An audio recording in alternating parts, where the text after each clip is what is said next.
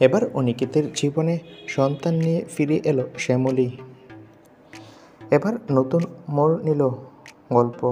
কোন গোপনে মন বেসেছে দারুণ চমক। বিস্তারিত জানতে ভিডিওটি শেষ পর্যন্ত দেখুন।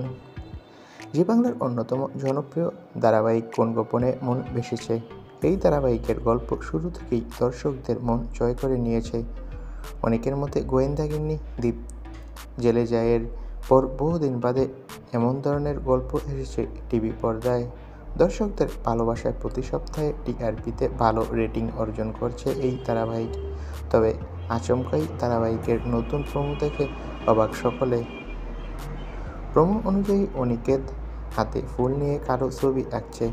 সেই ছবিতে আঁকা মেয়েটি সামনে এসে দাঁড়ায় আর তার মুখ ওড়না দিয়ে ঢাকা।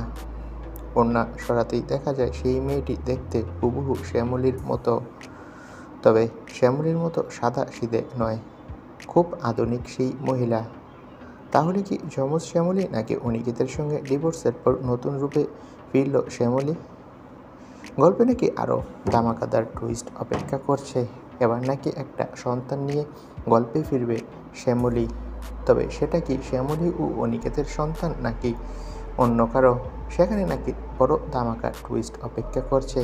অভিনেত্রী শ্বেতা ভট্টাচার্য সম্প্রতি একটা সংবাদ মাধ্যমের সাথে সাক্ষাৎকারে এমনটাই জানিয়েছে। শ্বেতা ভট্টাচার্য বলেন যে এবার কোন গোপনে মন বেসেছে ধারাবাহিকে নতুন সন্তান নিয়ে ফিরবে শ্যামলী। তো বন্ধুরা, তোমরা কে কে এই চমকটি দেখার জন্য আগ্রহী, কমেন্ট করে তোমাদের মতামতটি জানিয়ে দাও। আর সিরিয়াল জগতের সব আপডেট পেতে আমাদের চ্যানেলটি সাবস্ক্রাইব করে পাশে থাকা বেল আইকনটি বাজিয়ে রাখো। ধন্যবাদ।